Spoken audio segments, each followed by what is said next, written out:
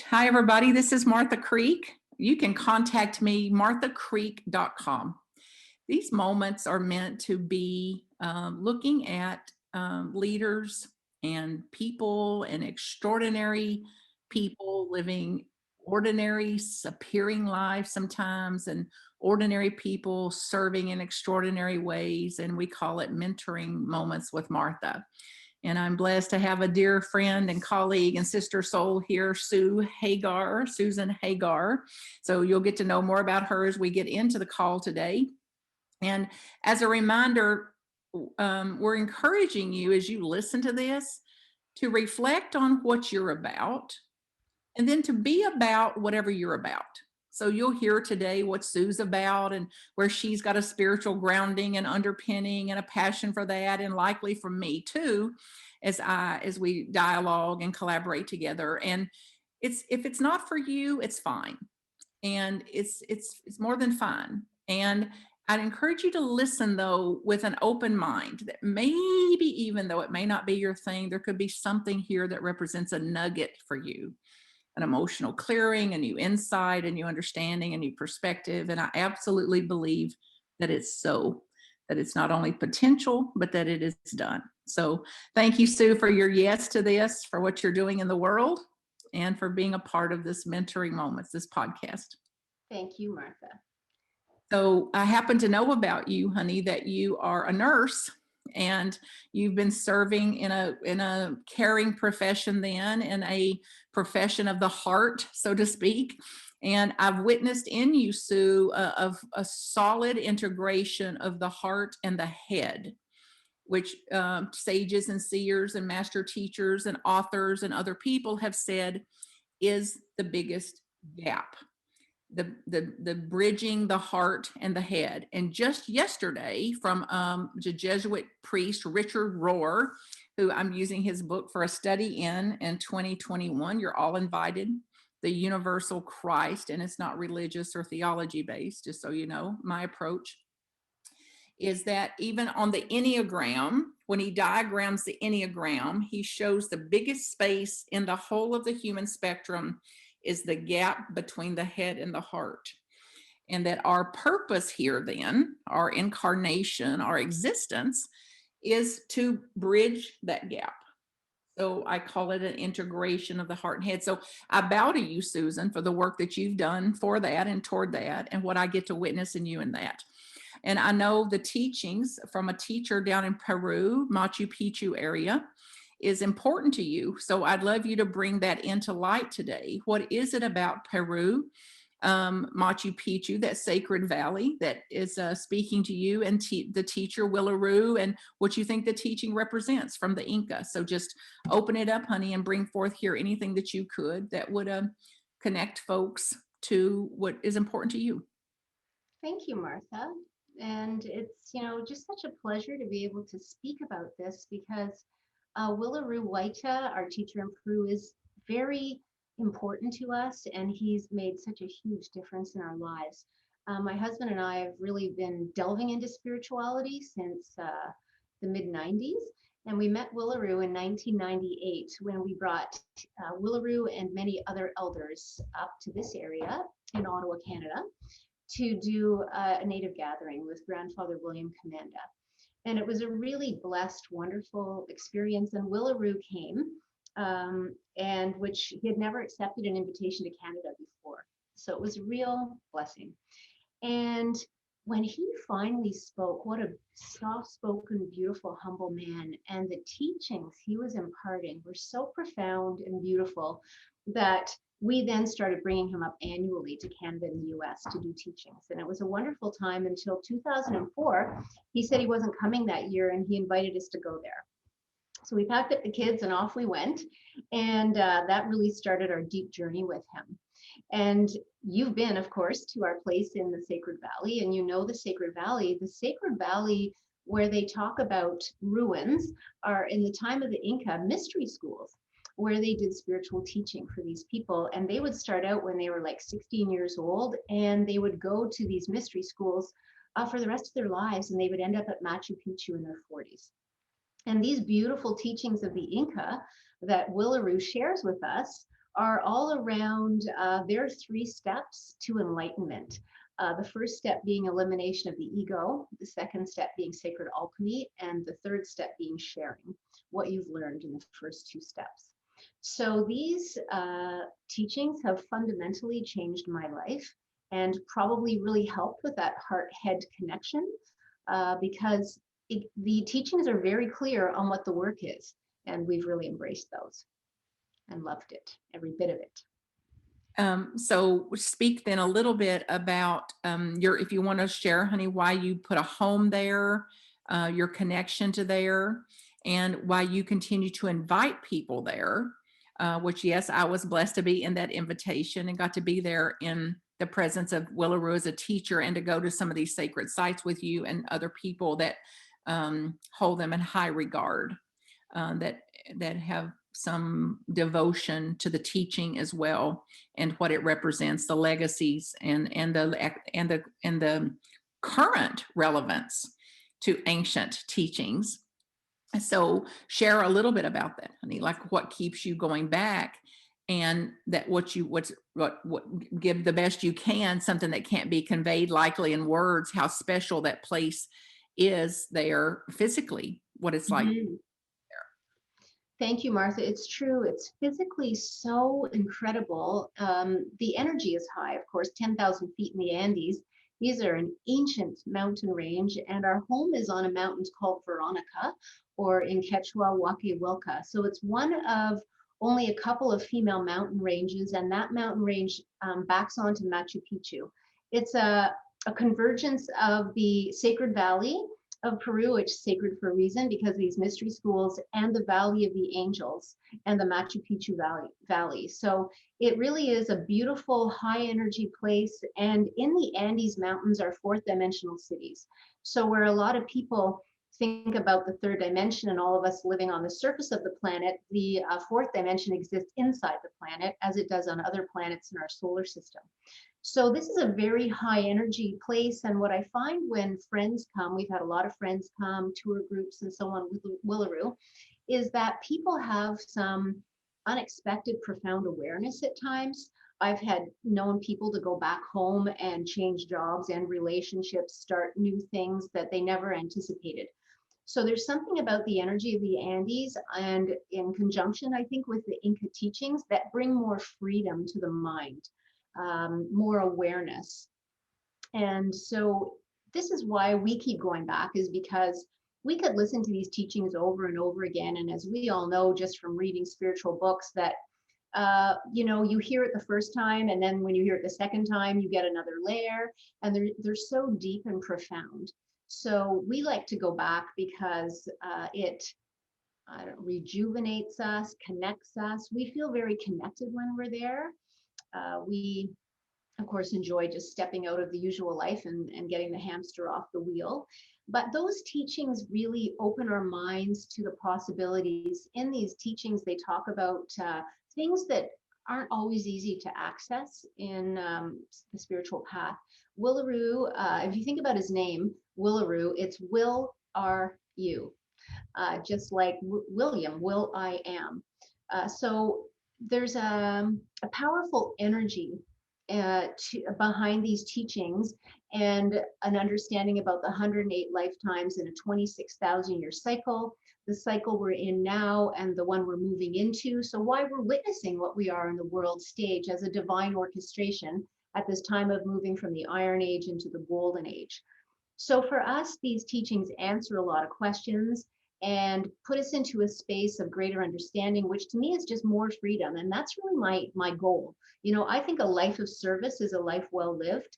And I think I serve better the more free I am as a human. And so, of course, as a nurse, there's service is required. But I think as a human these days, bringing compassion and kindness to every conversation or to the best of our ability is a key piece. And so I just eat up these teachings because it helps me to be more of that. Yeah, let's find some often and shed a little light on like the various phases and the stages and of the teaching. So your understanding of this, Sue, and your interpretation, your integration of this, the way you practice, for example, the dissolving, the dissolution, the the shifting the relationship with the ego, for example. So what would you say then are three key points or something you could put forward here that would represent the teaching in a nutshell? Thank you. Well, first of all, if you look at the elimination of the ego, in the Inca teachings, they speak about seven egos, which would be similar to the seven deadly sins that people are familiar with. So they would be anger, envy, greed, gluttony, laziness, lust, and pride. And we would hear about sort of the seven offshoots of all of those. So plan that there's at least 49 egos. And we know, we know the mind doesn't know. So the mind thinks it knows, but in fact, it's these egos. And what Willaroo does very cleverly is assigns an animal to each of these ego. And so for anger, it is the bull, and you've got the peacock for pride, and you've got the seagull for envy, and the black dog for lust, and you've got the pig for gluttony and greed. And so where we assign an animal, we use this visual about how do we starve the animal. So it means that every time something comes before us that is this animal, or we're observing that of ourselves, we know that we're feeding it by giving it more. And we also know that we're starving it by not feeding it. And the interesting part of going through that process is that gradually these egos start to let go of their hold as we starve them, but they also can act up a bit because they know they're being starved to death. And so where we're doing this really focused work, we also have situations that come up where we may see anger and pride and all these things coming up before us for healing, really. And so with these seven egos, we very specifically identify them so that we can recognize them quicker, and then, bring peace and calm, not feed them, not give them more of what they're looking for.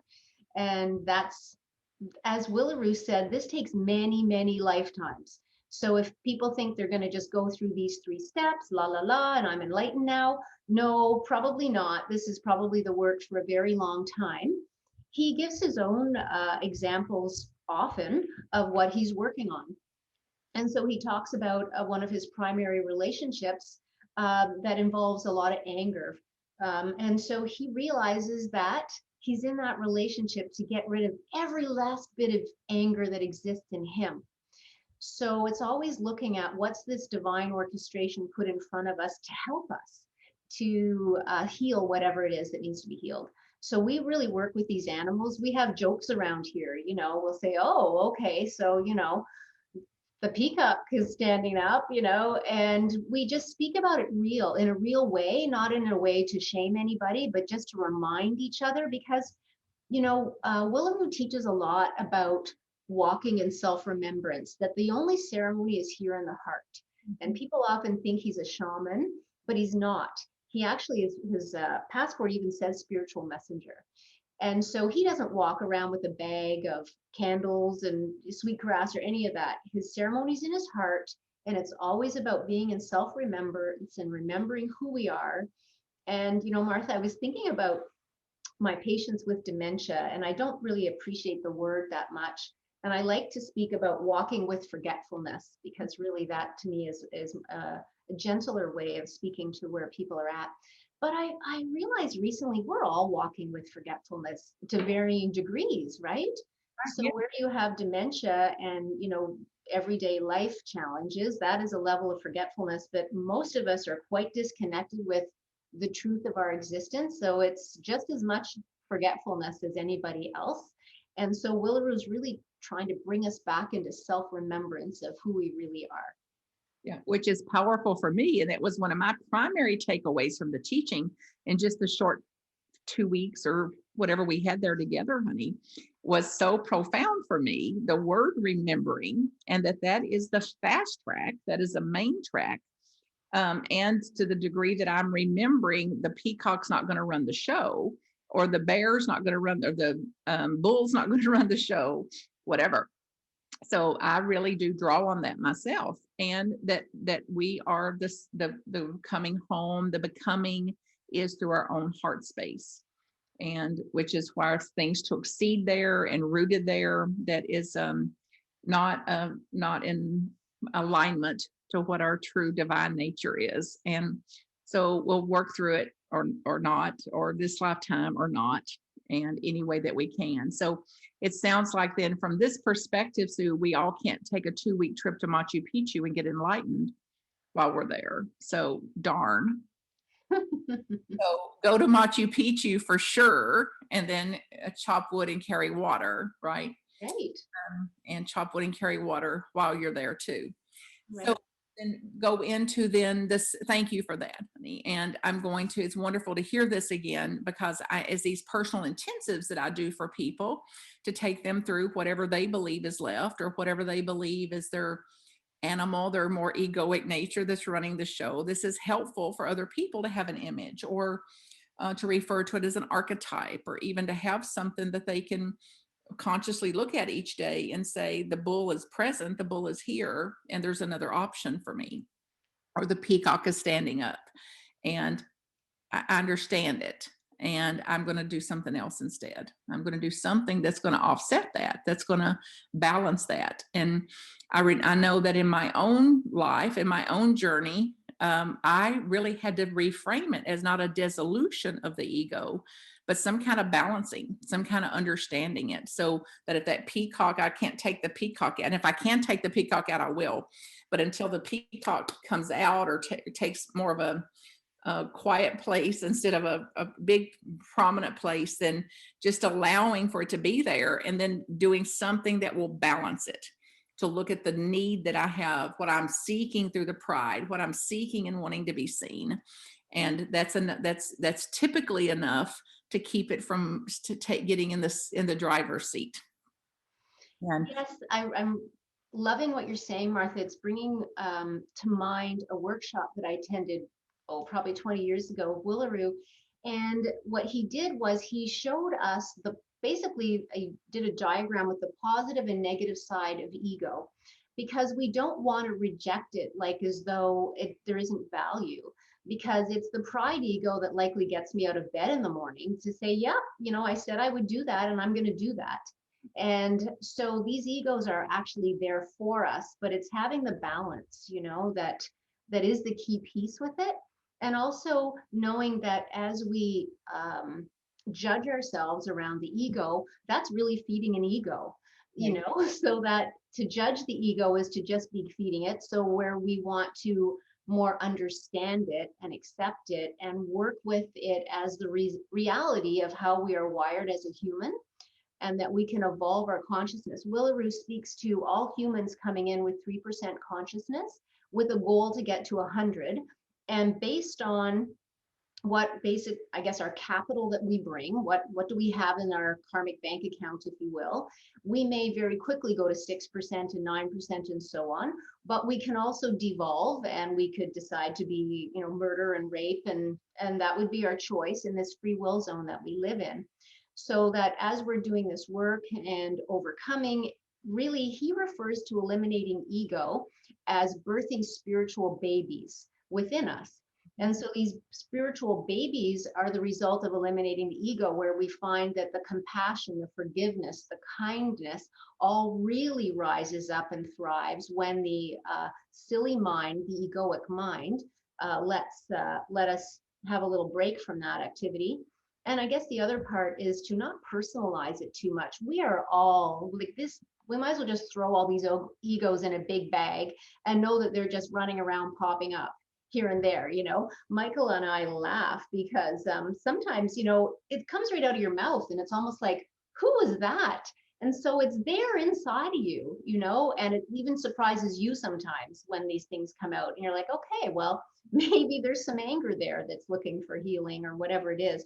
But to be, gentle with ourselves about all of this, holding it lightly, knowing it's important, but that there's many lifetimes for this work.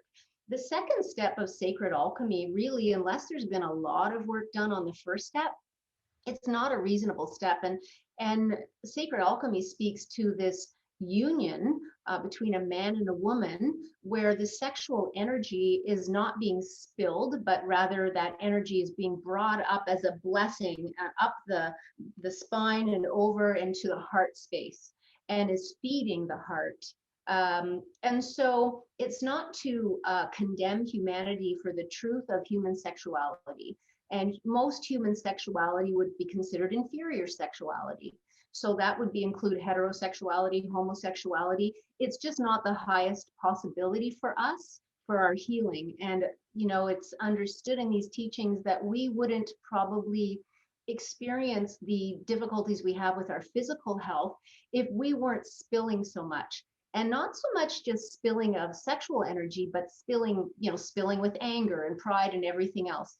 So the more that we sort of clean up how we're managing our energy is the key piece to the second step, but most specifically about the sexual energy.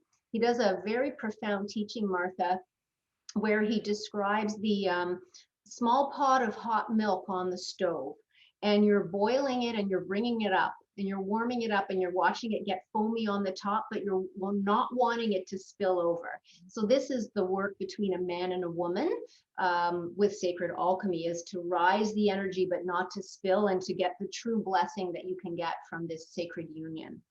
So that's kind of the Coles Notes version of sacred alchemy, but it's quite a complex teaching, and requires a huge commitment by a man and a woman, because it's not an easy thing to accomplish in a relationship, frankly. Absolutely, honey, particularly wired the way we are and with the what's in our bones and blood. And, I say we're just a hair above an animal. So Absolutely. it's like, so then there's that, the animal tendencies of that. And the spillage that you speak about, honey, in my own way of that I've integrated it, I speak about it in terms of leak. It's a leak. So it's like this power, this purpose, this passion, this whatever we have, and then directing it. You cause it generatively, deliberately directing it versus leaking it off, or wondering where it went, or not directing it. And whatever emotional energy, psychic energy, spiritual energy, sexual energy. And you can read all about alchemy and what it means, and the potential in alchemy with uh, less leakage and less spillage, and healing in the physical and way beyond that. So Yes, and Martha, he does also speak about the that second step, then the work of it that might be a bit different. If you're not in a union, a man and a woman, then there's very sacred breathing techniques that, through the right and left nostril breathing, that help to rise the energy and move the energy through the body. So that is not to eliminate people who aren't in a, male-female relationship to work on that second step and work with that energy. All of us can be doing it. We don't need to be in Peru. We can be stuck in a one-bedroom apartment and be doing all of this work. and not in a relationship, honey, or even Right. have a desire for a relationship. Yep. So that's the good news of the day, maybe the gospel, that sacred alchemy is within you, that it is also an inside job. And if you've got partners or partnering in there, then it's like apply it in that arena too. Mhm. Yep. What about then, is the way that you understand the teaching, honey, is it's like you can't go to stage 2 till you cleared stage 1? Are they more simultaneous? So speak about that. Yeah, thanks for asking that.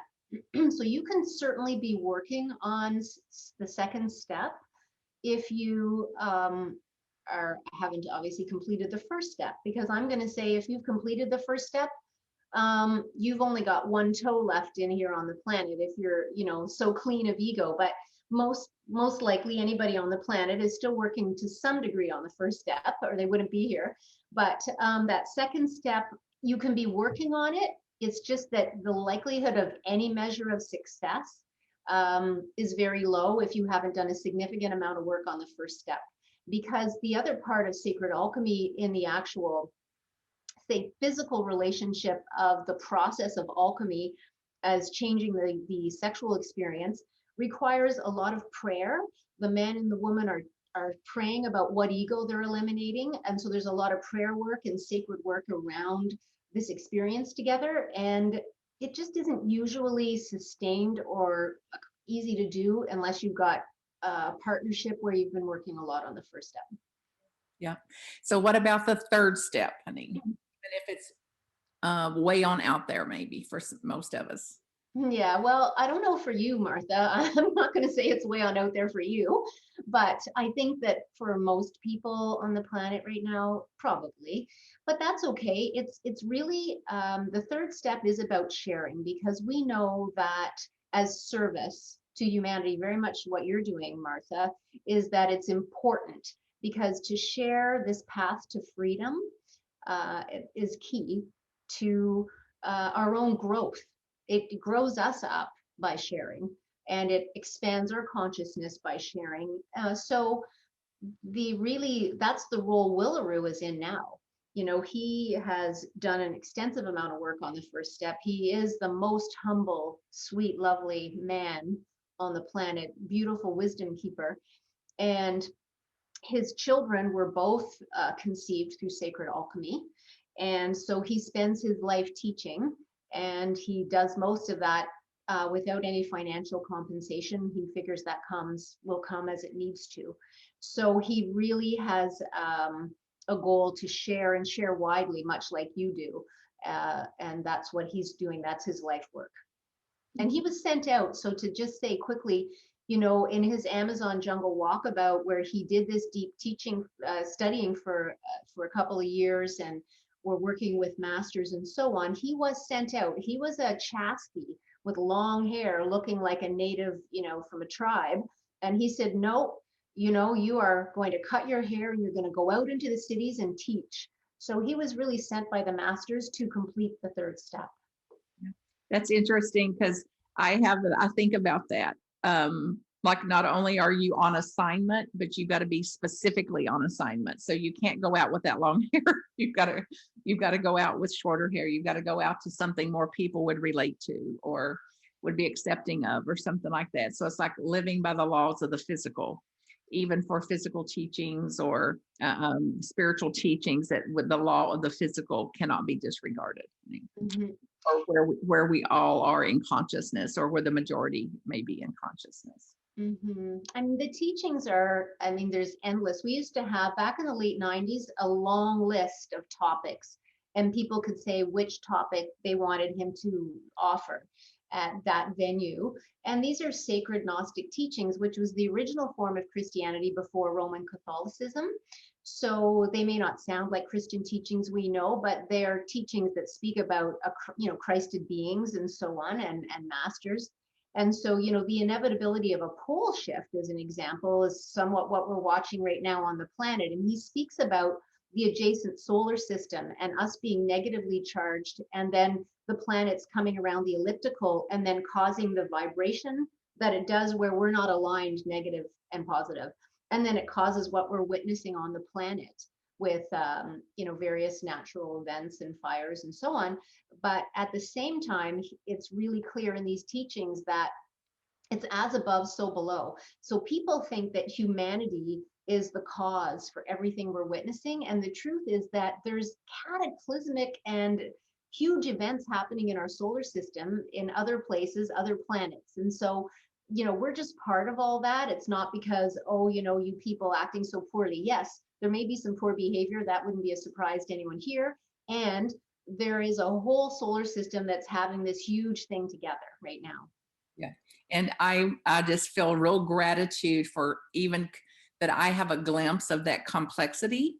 And one of my primary spiritual practices is to accept the mystery of it. So, and it's not an avoidance of it. It's not saying why bother. It's like, no, every prayer matters, every thought matters, every making my anthem actionable today matters. And there's a lot going on that I can't comprehend or see or understand in this dimension or on this side or whatever you want to call it. And having some great relief at the fact that I can accept that, to accept the mystery of it. And the second I stop accepting the mystery of it and start trying to figure it out or control or resist or push back or say no, it's like, welcome to hell again. It's so So true. And it's there's so relevant, Martha, because you're contrasting my husband and I. He really, we always seem to end up talking about the same thing, but he goes at it. He's really into the esoteric. He's talking about things I can't even get my mind wrapped around, partly because I don't want to, I guess. I'm not made for that I just don't take in information that way. And for me, it's like, well, how's it helping my life right now? How's it helping my relationships right now? How's it helping my family right now and my friends? And so I really need to be grounded right here on how is this useful right now? And he talks in things that I find fascinating and interesting, but I can only hold on to it to the degree that I can, and it's interesting to me, and I love there's this huge mystery, as you put it, and I can't speak to it at the level that some people can. And I'm okay, I'm good with that. Me too. Me too. And And grateful, actually. It makes it a bit easier. I think so too, honey. It's not our part. Well, of course, and it's easy peasy for them apparently. So it's like you've got your part and your assignment, and I've got my part, which is to get a nugget here and there, and then chop wood and carry water, Yeah, that's it. and carry on, and the next email and the next phone call, and how not to express the rage that I feel, or the anger or the upset, and how not to deny it or suppress it either. Um, Hmm. give it space and to be aware of what's causing it, which has been the basis of some of the primary work that I do. What is the cause of that anger? What is the cause of that emotion? What a perceived need do I have? And what wanting is in place? What seeking is up and running here? And to the degree that I can even ask one of those questions and answer it, I'm liberated again and free, free, free again. So again, easier indeed. And your good work, Martha, there's just no underestimating the power of it, because the teachings that I have experienced through you are coming out of my mouth in conversations, are circulating in my mind, are bringing me more freedom all the time. And so studying with people and with different people, it's said a different way, then it gets through. Often Willaroo talks about shining the flashlight in the corners of your mind where these egos hide out, and the way you put things are very practical for me. And as a result, they guide my life, but also help me guide other people. So it's really magical. I take it in ways I probably don't even realize. And then I started hearing it come out of my mouth. I also hear my mother coming out of my mouth sometimes just to say. So, it's just really amazing though, how you're in me. I Well, love that. well, thank you, honey. That's a bonus that you actually like it. And I accept my role, honey, that I'm on an assignment too, as I believe you are and other people here.